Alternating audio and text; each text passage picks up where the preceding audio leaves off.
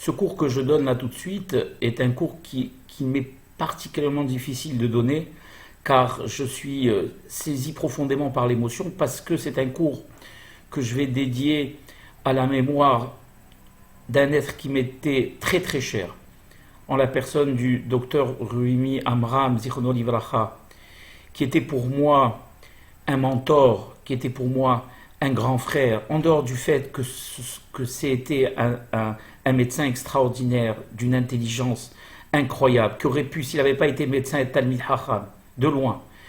Un garçon qui était d'une gentillesse, d'une douceur, qui avait toutes les qualités, qui était un bon père, un bon mari, un bon grand-père, un bon juif, un bon frère. Mais pour moi, c'était beaucoup plus que ça. Je vais vous dire ce qui représentait pour moi Armand Zichrono Livracha. Armand, pour moi, c'était... Comment vous expliquer ça? C'était ma bouée de sauvetage. Voilà. Je ne pourrais pas dire plus que ça. C'était pour moi le grand frère que je n'ai pas eu. Sa présence à lui, me rassurait. Quand j'avais un problème, quand je me sentais pas bien, comme n'importe quel individu, bon, il peut choisir un mentor.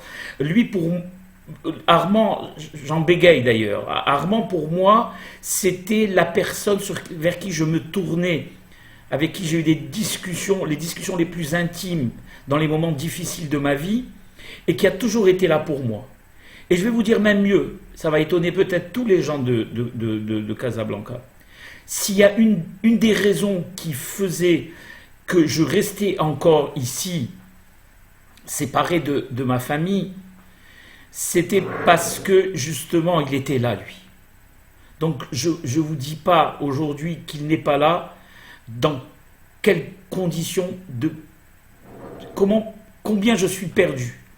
Combien je suis perdu, je suis désorienté. Parce que c'est vrai qu'il représentait pour chacun d'entre nous quelque chose d'important. Je ne parle même pas de ce qu'il représentait pour sa chère épouse, qu'Akadosh Baruch Hu lui donne la force de surmonter cette épreuve. Ses chères filles qu'il adorait, ses petits-enfants, sa petite-fille qu'il adorait, sa maman, qu'Akadosh Baruch Hu lui envoie Refoua Shlema, sa sœur, ses frères qu'il adorait, et qui était lui aussi pour eux, je pense, le Mishan, on dit en hébreu, la canne sur laquelle on se repose. Parce qu'on avait confiance en lui, parce qu'il régissait tout d'une manière intelligente, et parce qu'il nous donnait confiance. Et j'ai choisi ce cours, parce que dans nos interminables discussions en ce qui concernait la Torah, souvent quand je donnais des drachot à la synagogue, notre chère synagogue, à la fin de la dracha, et quand on sortait, je restais une demi-heure, trois quarts d'heure à discuter avec lui parce qu'il y a des choses qu'il n'admettait pas ou sur lesquelles il n'était pas d'accord, ou sur ma façon de présenter les choses, etc. Il avait toujours un avis contraire, intelligent, constructif. Toujours, il fallait le savoir. Armand était quelqu'un de très croyant, mais il était en même temps aussi quelqu'un de très cartésien, de très logique. Et malgré tout, dans sa croyance, on ne pouvait pas lui faire avaler n'importe quoi. Il avait cette qualité du peuple juif qui ne se laisse pas convaincre de n'importe quelle manière. Il fallait vraiment lui apposer des arguments assez costauds pour qu'il puisse enfin céder. Et là, ce cours qui va vous paraître à vous, c'est un cours assez difficile. C'est un cours qui correspond à Armand, parce que Armand, il aimait les choses difficiles. On réfléchissait. C'est un cours qui repose sur un passouk. Je vous dis honnêtement, ça fait des années que j'étudie et je ne l'ai jamais complètement compris. Donc je vais vous l'exposer de la manière avec laquelle je l'ai compris, et j'espère que ça sera la bonne manière, Be'ezat Hashem. Mais en tout cas, c'est le cours que j'ai voulu lui réserver. Parce qu'il aurait été là, il aurait débattu avec moi sur ça. Regardez, il y a marqué quelque chose d'important, on l'a dit jusqu'à aujourd'hui. Pourquoi? Et je vous demande de vous concentrer parce que c'est des concepts qui sont un petit peu difficiles, mais qui sont très intéressants. Il y a marqué que une des raisons pour lesquelles Akadosh Baruch Hu, il a fait tous ces nissim, tous ces miracles à la sortie d'Égypte, des dizaines de miracles. Les Rachamim dans la Haggadah, ils disent, il les chiffrent en centaines dans les pilpoulim de la Haggadah. une des raisons, et même on va dire la raison principale pour laquelle il a fait tous ces miracles, c'était en réalité pour fouetter de manière, on va dire, un langage banal, figuré, pour fouetter le peuple juif et lui faire prendre conscience, l'interpeller, lui faire prendre conscience de la réalité. À l'époque, le peuple était un peuple, on va dire, ignorant, mis à part la tribu des Lévis, et donc il avait besoin, on va dire, de les interpeller de manière brusque pour qu'ils comprennent que c'était lui le maître du monde, comme je l'ai dit dans un de mes cours. Ramban nous explique le but de tous les nissim de Yetziat Mitzrayim, c'est de nous faire prendre conscience que le patron de ce monde, le constructeur de ce monde et celui qui fait tourner ce monde, c'est Akadosh Baruch Hu, et on doit le voir partout. Et comment on le sait? Comme tu l'as vu à la sortie d'Égypte, cette impression doit perdurer tout le long de ta vie. D'accord. Jusqu'au moment de Matan Torah, où il y a marqué un pasouk, puisqu'on sait que Matan Torah, c'est à peu près 2 mois après Yetziat Mitzrayim, il y a marqué un pasouk où, au moment où Am Israël est arrivé au Har Sinaï et Dieu leur a donné la Torah, il y a un pasouk complètement étrange. Il y a marqué dans Shemot que Bnei Israël, je vais l'expliquer, Shahu ro'im et hanishma veshom'im et hanir'e. Parce que dans le pasouk d'avant, il y a marqué Hayu ro'im et hakolot. Je vais expliquer. C'est quoi Hayu ro'im et hakolot? Bnei Israël, en réalité, quand quelqu'un parle, on voit sa bouche bouger, ses lèvres bouger. Mais c'est tout, rien d'autre. Et on entend ce qu'il a à nous dire. Mais Am Israël n'entendait pas. Il voyait. Il voyait quoi? Il voyait les lettres. C'est-à-dire que si moi je dis par exemple bonjour à quelqu'un aujourd'hui, il va m'entendre dire bonjour. Am Israël, je vais expliquer ça de manière banale pour qu'on comprenne, quand on disait Anochi Hashem Elokecha, je suis l'Éternel ton Dieu, il n'entendait pas Anochi Hashem Elokecha, il voyait le Aleph, le Nun, le Chaf, le Yud. Bon, et la Torah elle vient nous dire, oui, il y a eu un inversement des sens. Et en réalité, Hayuroim et Anishma, Veshom'im et Hanira. Ils voyaient ce que d'habitude on entend, et ils entendaient ce que d'habitude on voit. Ça veut dire quoi cette histoire? Alors pour pouvoir comprendre cet inversement des sens qui s'est passé au moment du Har Sinaï où Am Israël s'est hissé au rang de prophète, on va d'abord comprendre ce que ça veut dire au niveau logique. Vous savez qu'on a plusieurs sens, on a l'odorat, le goût, le toucher, l'ouïe et la vue. On va parler de l'ouïe et de la vue. Les hachamim, et tout le monde le sait, les scientifiques vous le diront, que le sens le plus fidèle sur lequel on peut compter et être sûr, c'est la vue. Si par exemple quelqu'un vous dit « moi je ne crois pas aux démons », il ne croit pas aux démons. Mais si, que Dieu en préserve, il voit un démon de ses propres yeux et vous le rencontrez le lendemain, et il vous dit « mais oui, je crois aux démons, mais tu m'as dit que hier tu n'y croyais pas. » Non, hier j'avais entendu des histoires, mais maintenant je l'ai vu.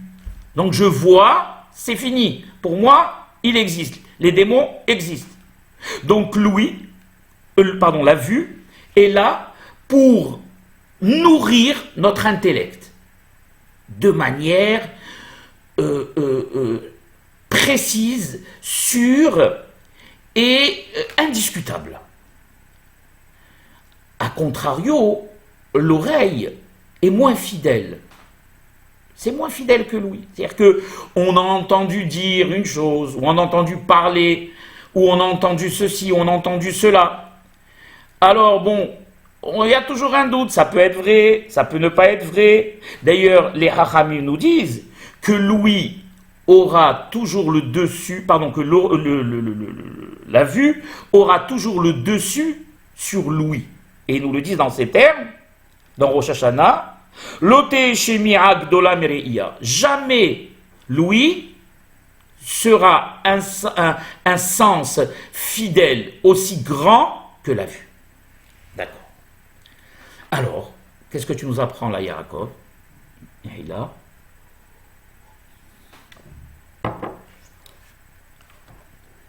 Bnei Israël est un peuple à part.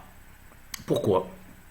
Parce que cette logique que je viens de vous exposer maintenant ne marche pas avec lui. Pour le Ham Israël, l'ouïe, elle va prendre le dessus sur la vue. J'avais dit ça à Armand, ils m'ont dit que je suis en train de nous raconter des salades, toi. Alors je vais vous expliquer les salades que je suis en train de vous raconter. Et je vais vous le prouver. Les choses les plus importantes qu'on a dans la vie, eh bien on ne les voit pas. Et pourtant, elles sont intrinsèquement liées à notre vitalité, à notre vie. Je vous donne un exemple.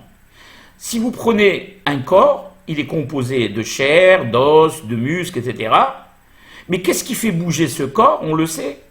Ce n'est pas le corps lui-même, c'est la neshama qui est à l'intérieur. Or, est-ce que quelqu'un a déjà vu une neshama? À part le Harizal et les Hachamim Kdoshim, je pense que personne n'a pu voir de sa vie une neshama. Et pourtant, finalement, ce qui nous fait voir, ce qui nous fait vivre, c'est cette neshama qu'on ne voit pas. Et donc, si on ne voit pas cette neshama, cela veut-il dire qu'elle n'existe pas? Bien au contraire.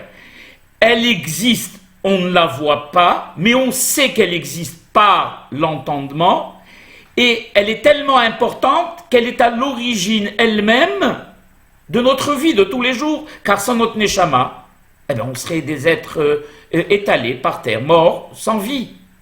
Donc on se rend compte finalement que ce n'est pas toujours la vision qui fixe les choses et qui les rend vraies, mais bien évidemment aussi dans le cas du Ham Israël, eh bien, lâchez-moi l'ouïe. Mais l'ouïe, ça veut dire quoi en même temps?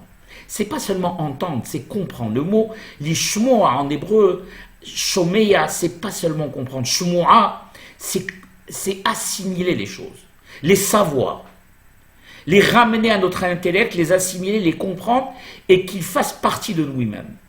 Donc nous, on sait par la tradition que c'est la neshama qui nous fait vivre, on ne la voit pas, mais on sait que c'est elle qui est à l'origine de notre hayut. Mais maintenant, on va aller sur quelque chose de plus important encore. Qui est plus grand qu'Akadosh Baruch Hu, qui est à l'origine de toute vie sur terre? Et que s'il décide, Hazve Haïla, d'un milliardième de fraction de seconde de se détourner de ce monde n'existe plus. Il n'est plus rien du tout. Il disparaît. C'est du néant. Et pourtant, est-ce qu'Akadosh Baruch Hu, on le voit, Hazve Haïla? On ne le voit pas. Comment ça, tu ne le vois pas? Donc ça veut dire Hazve Haïla qui n'existe pas? Hazve Haïla dans la tradition juive, comme il y a marqué Ki lo yar'eni Adam vahai, car l'homme, la seule manière pour laquelle, quand il pourra voir Akadosh Baruch Hu, c'est que quand il sera à côté de lui, que Dieu admet Vesrim pour tout le monde. Mais tant qu'il sera sur cette terre, il ne le verra pas. Est-ce que cela veut dire que pour cela, Hazve Haïla, que Dieu en préserve, n'existe pas? Bien au contraire. C'est tout le contraire. C'est parce que justement on ne le voit pas qu'il existe de manière, de manière indiscutable. De par la tradition de nos ancêtres, de par ce qu'on sait pour le Har Sinaï, de par les miracles que nous vivons tous les jours. Alors on comprend plus rien. C'est pour ça que d'ailleurs le fameux Saint Thomas, un imbécile fini, on ne va pas l'appeler Saint Thomas, on va l'appeler Thomas. Il disait qu'il ne croyait que ce qu'il voyait. C'est bien caractéristique des Umot HaOlam, qui ne croient que ce qu'ils ne voient. Que pour eux, la seule chose qui existe, c'est celle qu'ils voient. Or, nous, c'est tout le contraire. C'est ce qu'on ne voit pas qui existe. Et c'est ce qu'on a l'habitude de voir qui n'existe pas. Ça veut dire quoi ce que tu nous racontes, Yaakov? Ça veut dire la chose suivante. Quand il y a marqué que Bnei Israël voyait ce qui de manière normale avait été perçu par les êtres humains que par l'ouïe, ça veut dire qu'ils étaient arrivés à l'essentiel, à l'essence même divine. Ils percevaient de manière parfaite le divin. Et Shom'im et Anira, c'est quoi Shom'im et Anira? Et le matériel, tout ce qui était matériel, qui les entourait, qu'ils avaient l'habitude de voir, était passé en second plan, et qui ne le voyaient plus, mais qui le comprenaient seulement. C'est tout à fait le contraire dans la vie de tous les jours. On a l'habitude, nous, de s'attacher au matériel qu'on voit, pensant que c'est l'essentiel, et mettre un petit peu au stade de l'ouïe et du conscient ou du sérel ce qu'on ne voit pas et qui est pourtant l'essentiel. Est-ce que vous me suivez? Est-ce que vous me suivez? Est-ce que c'est clair ce que j'explique? Les Israël sont arrivés à un stade prophétique où c'est réellement ce qui doit se passer qui s'est passé, c'est-à-dire qu'ils ont perçu, comme l'œil perçoit et qu'on sait que c'est un élément hyper fiable et qui rend les choses vraies, eh bien ils ont perçu ce que tout le monde a l'habitude de comprendre et ils ont mis de côté ce qu'on a l'habitude de voir. Dans la tradition juive, on ne se repose pas sur ce qu'on voit, mais on se repose sur la Shemoua, sur ce qu'on a appris, ce que nos pères, nos ancêtres nous ont appris. Et on n'a pas besoin d'être devant un événement pour y croire. On n'était pas à la sortie d'Égypte. Bien que, bien sûr, les Midrashim nous racontent que toutes les âmes du peuple juif étaient incluses dans les âmes de nos frères d'Égypte et qu'on était tous présents sur le Har Sinaï. C'est vrai.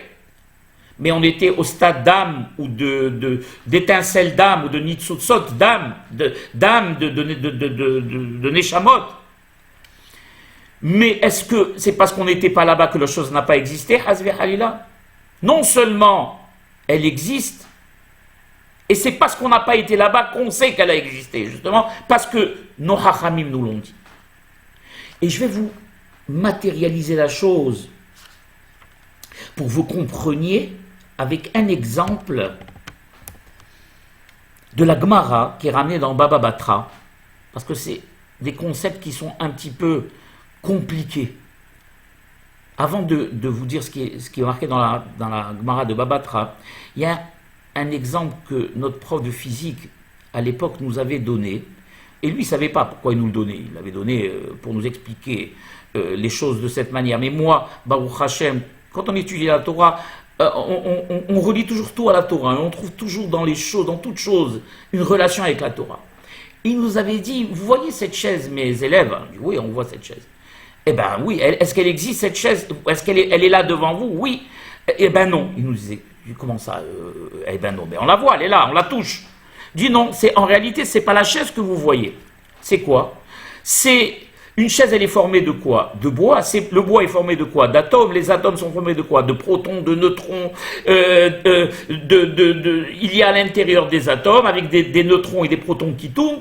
Si du jour au lendemain, ces protons et ce neutron à l'intérieur de cet atome arrêtent de tourner, tout disparaît. La chaise, elle disparaît complètement. Ah bon? Donc, qu'est-ce qu'on voit finalement? On voit que la projection de la chose, mais pas la chose elle-même.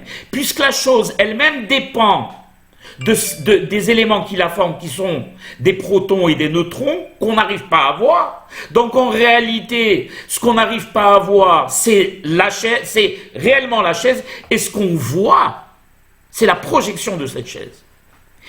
Et moi, j'ai eu tout de suite un déclic. J'ai dit réellement, qui c'est qui fait tourner ces protons et ces neutrons et la matière? C'est Akadosh Baruch Hu. Donc, dans chaque chose, disent les Hachamim, n'importe quelle chose, il y a une étincelle divine. Il n'y aurait pas une étincelle divine dans une feuille qui tombe de l'arbre, dans n'importe quelle chose de la vie, dans un verre, dans la matière, il y a toujours une petite étincelle divine. Cette étincelle divine, si Akadosh Baruch Hu décide de la retirer, comme quand il retire la neshama d'un corps, qui est l'étincelle divine de Dieu, la chose disparaît. Et donc si Dieu, du jour au lendemain, comme ils disent les Hachamim, ça a fait un déclic pour moi, il décide d'arrêter sa ashgaha, sa surveillance sur ces atomes qui composent le bois de cette chaise, tout s'arrête, la chaise elle disparaît. Donc réellement, qui c'est qui est à l'origine de la vie? C'est Akadosh Baruch Hu, qui lui est invisible. Donc ce qu'on pensait comme étant vrai, la chose visible, en réalité elle est fausse. Ce n'est qu'une projection. Eh bien c'est exactement la même chose. Le monde de la matière est un monde, Alma de Shikara, disent les Hachamim. C'est un monde du mensonge. C'est-à-dire ce ne sont que des projections. Des choses, la matière, même si on la touche et on la palpe, elle est composée d'éléments qui dépendent du bon vouloir d'Akadosh Baruch Hu. Et on le vit aujourd'hui, hein, on le sait. Quand Akadosh Baruch Hu décide de changer l'ordre des choses, tout change et tout s'arrête. À la sortie d'Égypte, on a vu que l'eau qui était H2O est devenue du sang, qui est une formule complètement différente. Donc en réalité, ce qu'on pensait comme étant éternel, qui était l'eau, un élément dont on se nourrissait, qu'on vivait, qu'on buvait et qui est à l'origine des récoltes et des cultures, n'était en réalité que ce qu'Akadosh Baruch Hu a voulu qu'il soit. De l'H2O. Mais si demain Akadosh Baruch Hu décidait que ça devienne du sang, ben ça deviendrait du sang. Exactement pour toutes les autres plaies d'Égypte. Donc nous, le peuple juif, qu'est-ce qu'on doit comprendre? On doit comprendre qu'Akadosh Baruch Hu étant à l'origine de toute chose, il faut aller le chercher dans toute chose. Et Hasve Haliam ne pas s'arrêter à l'écorce, à l'apparence de la chose. L'apparence de la chose n'étant que la projection de ce qu'Akadosh Baruch Hu a bien voulu te montrer. Ham Israël, quand ils sont arrivés à Matan Torah, ils ont tout compris. Ils sont arrivés à Akadosh Baruch Hu, il a fait en sorte qu'ils aient un rang élevé de prophétie et qu'ils puissent percevoir les choses de manière parfaite. Et d'aller directement à l'essentiel et de mettre de côté le secondaire. Ro'im et akolot. Voyant, en réalité, c'est quoi, Kolot? C'est les lettres. Les lettres, c'est quoi? C'est celles qui ont servi à la création du monde. Quand moi je parle, j'émets des lettres, ces lettres, c'est pour ça qu'on dit que le Lachon Hara, il peut être Mahariv et Olamot. Pourquoi? Parce que ce n'est pas seulement de la buée qui sort de ma bouche, ou quand je fais une Shevoua, ou quand je fais un Neder. Ce n'est pas des mots seulement. Ce sont des lettres qui se forment, et ces lettres étant des lettres d'origine divine, hébraïque, étant donné qu'elles ont servi à la création de ce monde, puisqu'on sait qu'Akadosh Baruch Hu bara et ha'olam be'asara ma'amarot, par des paroles, eh bien, on se rend compte que réellement, ces lettres sont l'essentiel de la chose. Quand il est marqué que Vayar ha'am et hakolot, en réalité, ils ont perçu l'essence des choses. Et nous, le peuple juif, on doit toujours chercher à percevoir l'essence des choses. Aujourd'hui, l'écran, c'est quoi? C'est le corona partout, dans toutes les chaînes de télévision. Le corona est présenté comme quelque chose, on va dire, scientifiquement, j'avais dit ça à Armand, il m'aurait dit, oh, ben, il est présent, tu n'as qu'à prendre une éprouvette et le mettre sous un microscope et tu verras qu'il existe. Il a raison. Qui c'est qui pourra le contredire? Et on cherche même des vaccins pour essayer d'enrayer ce maudit virus. Mais en réalité, c'est quoi ce maudit virus? C'est juste un chalia d'Akadosh Baruch Hu. C'est un envoyé d'Akadosh Baruch Hu. Et si on intercède auprès de l'Éternel, eh bien, il pourra le faire. Il disparaîtra comme il est apparu. Parce qu'en réalité, dans la réalité réelle, il n'existe pas. Il n'existe que parce qu'Akadosh Baruch Hu veut le faire exister. Et quand notre émouna, notre bitaran sera plus fort, il disparaîtra comme dans un tour de magie. Et tu dis ça, Yaakov, mais regarde un peu ce qui se passe.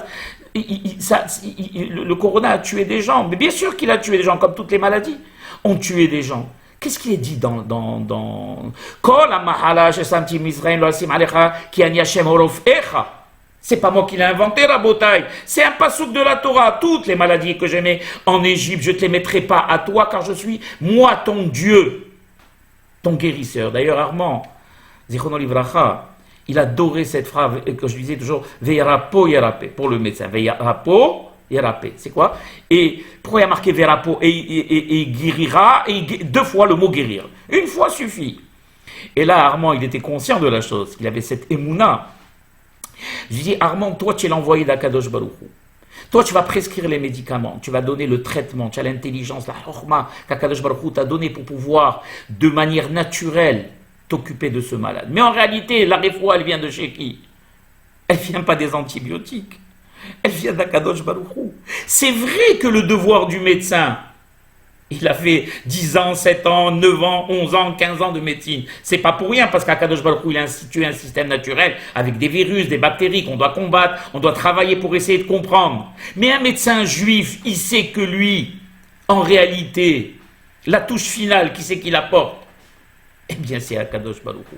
Et au même titre que Verapo, Kolamahala, Sheshavtim Israël, Asim Alecha, Ki Ani Hashem Orefecha, de la même manière que cette maladie, je l'ai mis dans le corps des Égyptiens, eh bien, cette même maladie, si toi tu es à côté, tu ne l'attraperas pas. Parce que je suis ton Dieu guérisseur. Ça veut dire que c'est moi qui décide qui doit être malade et qui doit être en bonne santé. Ça ne veut pas dire pour ça, que j'ai dit qu'on ne doit pas se protéger. Au contraire. Et surtout aujourd'hui, où il y a Midatadin Metuha, combien on doit se protéger? Combien on doit faire attention dans la vie de tous les jours à prendre nos distances, à mettre nos masques, à nous laver les mains. Parce qu'Akadosh Baruch Hu, il a institué un système. Et réellement, la personne qui est partie, elle est partie parce qu'Akadosh Baruch Hu avait décidé que ce jour-là, c'était le jour de son départ. Point barre. Et que, on va dire, de manière... En réalité, la maladie, c'est quoi? C'est juste une couverture naturelle de son départ, parce que les gens ne comprendront pas. Imaginez maintenant quelqu'un qui est en bonne santé, qui sort dans la rue, qui tombe. Qu'est-ce qu'on va dire? Ah, on va jamais dire il est mort comme ça. On va dire il est mort à un AVC, à une crise cardiaque. Il faudra toujours trouver un élément naturel. Il a compris, il sait très bien que l'homme a besoin d'une raison. Mais en réalité, la raison des raisons, si bata si bot, qui c'est? C'est Akadosh Baruch Hu, qui a décidé pour tous nos disparus, pour chacun, que c'était le moment de partir. Et on ne rentrera pas dans les détails. Un à 51 ans, un à 80 ans, un à 60 ans. Alors, à un moment donné même, mais là, je m'étends dans ce cours parce que Armand, il mérite qu'on s'étende dans ce cours. À un moment, les gens ne comprenaient plus. Ah, quand on a en dessous de 30 ans, on risque rien. Ah, quand on est au-dessus de 60 ans, c'est plus dangereux. Ah, après, des gens de 30 ans sont morts. Des gens de 70 ans ont échappé. Akadosh Baruch Hu, il fait de nous ce qu'il veut. Rabotai. Il fait de nous... Mais c'est vrai, si on prend un scientifique, on le met de côté, parce qu'autrement, je vais passer pour un imbécile. Et qu'on lui dit quelqu'un de 80 ans et plus... à même que Dieu en préserve de succomber à cette maladie qu'un enfant de 12 ans, qu'Akadosh Baruch Hu le garde. Oui, mais c'est pas parce que c'est parce qu'Akadosh Baruch Hu l'a voulu. Dans le virus qu'il a éparpillé aujourd'hui, il a voulu que ce virus s'attaque aux défenses immunitaires et que comme les personnes âgées sont faibles au niveau immunitaire, eh bien ils succombent en premier. Mais Akadosh Baruch Hu, du jour au lendemain, il peut inverser les choses. Il n'y a pas de Hossein dans ce monde. Il n'y a pas comment dirais-je, d'abri anti-atomique. Akadosh Baruch Hu, il peut protéger quelqu'un dans une cabane et peut le faire mourir dans un abri anti-atomique. Ce n'est pas un problème pour lui. Nous, la seule chose, notre devoir à nous, c'est la ishtadlut, faire attention, parce que aujourd'hui on vit Midatadim Metuha, donc on doit utiliser tous les moyens matériels qu'Akadosh Baruch Hu a mis à notre disposition pour nous préserver. Mais on sait que la Yeshua, elle vient d'Akadosh Baruch Hu. Et on sait que la seule réalité, c'est ce qu'on ne voit pas. C'est la tradition de nos ancêtres, la Emouna et le Bitaon, qui nous vient de Moshe Rabbeinu Misinaï jusqu'à aujourd'hui. Et que ce que dit un Hachamim, les Hachamim, est plus vrai que ce que je pourrais voir 1000 fois devant moi. Et je vais vous illustrer un exemple pour que vous puissiez comprendre de quoi on parle. Il y a marqué dans Baba Batra qui Hadi Ativ Rabbi Yohanan, le grand Amora, il était assis, Vekadarish, il faisait un darouche, étude de Torah. Et il a dit dans son étude comme ça. Il est connu cette memra. Il a dit, Rabbi Yohanan, dans le futur, Akadosh Baruch Hu, il amènera des pierres précieuses de 30 sur 30, une taille immense, et il va les sculpter 10 sur 20, et il va les encastrer dans les portes de Jérusalem. Voilà. Alors après, il y a marqué l'Igleg Alav Oto Talmid. Il y avait un Talmid Bah, l'igleg, ça veut dire en hébreu, il a douté. Comme quand des fois on fait un Dvar Torah, les gens ils disent ah, Skarim, Gdob, on entend ça. Gdob, c'est trop, tapis volant, ceci, cela. Il faut se taire et laisser passer. Alors qu'est-ce qu'il lui dit ce Talmud? L'igleg, et on parle d'un Talmud Kadosh de l'époque de Rabbi Yohanan, un Amoa. Il lui dit Hashta, Kiviata de Tzilzela. La Mishkahinan Kulehai Mishkahinan.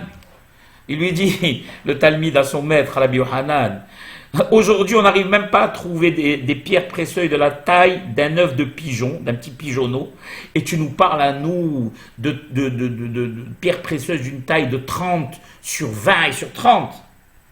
Bon, ça s'arrête là. Ensuite, la Gemara, elle continue de l'Eyamim, Fligas, Finato, Beam, Hazamal, Achea, Sharedeat, Veve, Kamen, Asre, Avanim, Tovot, Margaliot, Shem, Shloshim, Ashloshim, Vehakuk, Bahem, Eser, Berum, Esrim, Amar, Lehu, Haneleman. Il a vu, quand il a voyagé une fois, ce Talmid Hacham, des anges en train de faire exactement ce qu'a dit Rabbi Yohanan, de sculpter des pierres 30 sur 30 en 20 sur 10, et il aura posé la question à ces gens, qu'est-ce que vous faites? Alors ils lui ont répondu, les anges, Amroulé, She'atid, Akadosh Baruch Hu, Amidan Besha'arei Yerushalayim. Ben, ces pierres que tu vois qu'on est en train de sculpter, Akadosh Baruch Hu les a prévues pour les portes de Jérusalem. Ce Talmud, quand il a entendu ça, quand il a vu ça, déjà parler avec des anges, imaginez un peu le niveau de ce Talmud. Il rentre et il dit à son maître, Atalekamid Rabbi Yohanan Amale. Il est arrivé chez Rabbi Yohanan, son maître, il lui dit, Drosh Rabbi Lechana Eli Drosh. Je t'en prie, maître, continue à faire tes drachot, continue à nous parler, à nous donner ta Torah. Ka'asher amarta ken raiti be'emet, comme tu as dit, j'ai vu de mes propres yeux.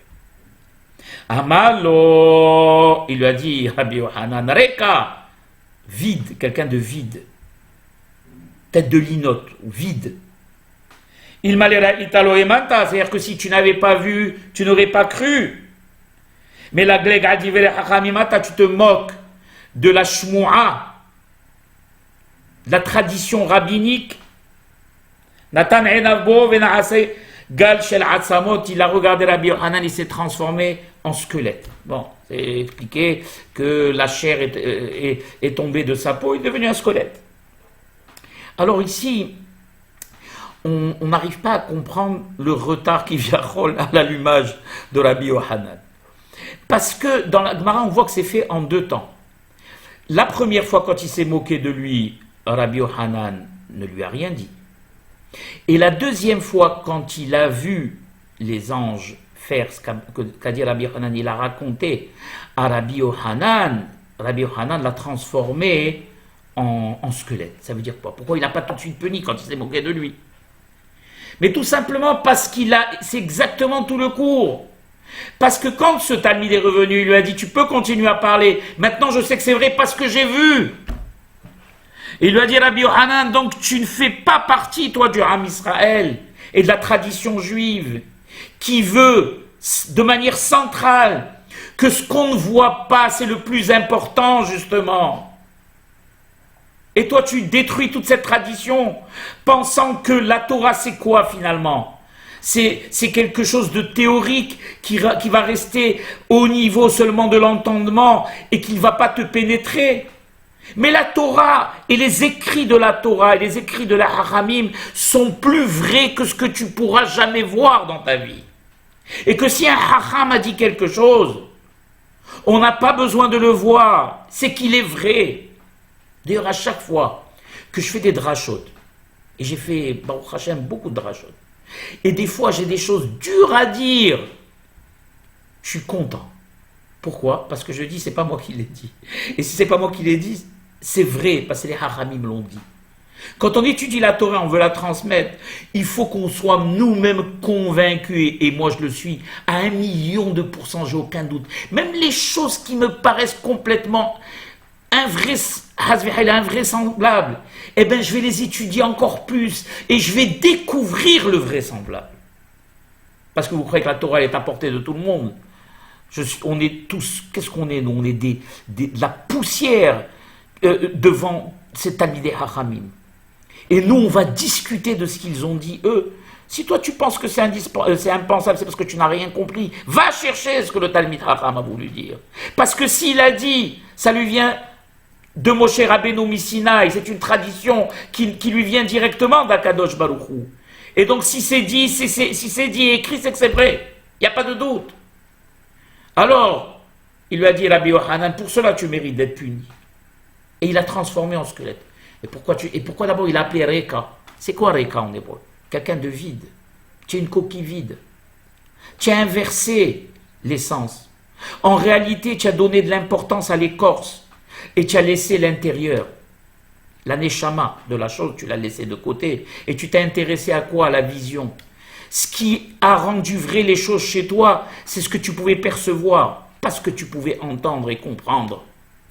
Et c'est pour ça que puisque tu penses que ce qui est vrai, c'est ce que tu vois, et donc ce qui est apparenté à l'écorce, que tu vas garder ton écorce et que je vais t'enlever ta neshama. Et en réalité, c'est Mida Keneged Mida. Akadosh Baruch Hu, il est Mida Keneged Mida, mesure pour mesure. De la même manière avec laquelle tu réagis, eh bien, tu reçois en retour un retour de bâton. Donc, comme toi, tu pensais que le corps était plus important que la neshama, et que la vision était plus importante que la shemoura, alors je vais t'enlever la neshama, et il va te rester le corps. Et c'est pour ça qu'il s'est transformé en squelette. Quand on regarde ça, si on n'essaye pas de comprendre et d'étudier, quelqu'un il va regarder ça qui n'a pas la émouna, la forte émouna, il va dire Superman, il l'a transformé en squelette. Mais quand on étudie, mais c'est tout à fait logique qu'il le transforme en squelette. Il n'y avait aucune autre mort qui aurait pu lui convenir mieux que celle-là. Et c'est hyper profond, et c'est hyper vrai. Chaque chose, mes chers frères et sœurs, à la mémoire de notre cher Armand. Parce que quand on débattait, lui et moi, il n'a jamais débattu avec un esprit, comment dirais-je, de non-émouna. Il avait toujours une émouna profonde. Mais il avait raison de débattre. Les Hachamim nous ont jamais interdit de débattre. D'ailleurs, le travail des Talmidei Hachamim, c'était toujours de débattre. On appelait ça même une guerre. Mais une guerre en gardant les principes fondamentaux que Torah Moshe émet, Unvuato émet. Armand, quand il venait, il avait toujours Torah Moshe émet, Unvuato émet. La preuve, il venait à toutes les fêtes, il était toujours là à la synagogue, il suivait mes cours avec attention. Il y avait des choses qui lui paraissaient pas logiques. Alors on parlait, lui et moi. Soit à la fin il les trouvait logiques, soit à la fin il les trouvait pas logiques. Mais il avait toujours en lui cette émouna, cette tradition juive, cette forte croyance en Malkosh, dans le maître du monde, et en ses disciples, Moshe Rabbeinu et tous les Hachamim, que tout ce qui est écrit est vrai, et on n'a pas besoin de le voir.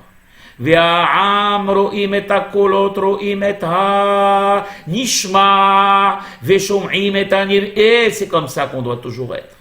S'arrêter toujours à chercher, à voir l'essentiel et à laisser de côté le superficiel. Que ces mots de Torah, mon cher Armand, t'accompagnent là où tu es déjà, Gan Eden Alion. Et j'ai une pensée profonde pour ton épouse, Yafa, pourquoi je suis triste pour Yafa? Parce que, en plus d'être une femme exemplaire, une mère exemplaire, une grand-mère exemplaire, elle avait une seule famille, Yafa, c'était Armand. Bien sûr, ses filles, que Dieu les garde. Et heureusement qu'elles sont là, elles seront toujours autour d'elle jusqu'à 120 ans pour l'épauler et l'aider. Elle verra des smahot, be'ezat Hashem. Pour l'instant, elle ne perçoit rien. Mais be'ezat Hashem, Akadosh Baruch Hu fera en sorte qu'elle voit des smahot grâce à Armand qui intercédera en sa faveur là où il se trouve.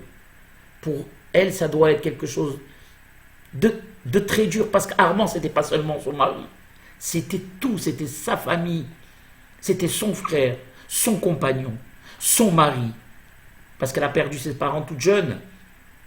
C'était tout pour elle. Sache une chose, Yafa, je te le dis solennellement, toute la communauté juive est à tes côtés, sera toujours à tes côtés. Et on sera toujours là pour toi. Tes enfants, Baruch Hashem, que Dieu les garde, ces filles merveilleuses que tu as, Ben Poret, Yosef, sont des filles merveilleuses, elles t'entoureront de tout l'amour dont tu as besoin. Mais nous, on sera toujours là pour toi, les attachés. Tiens, pardon.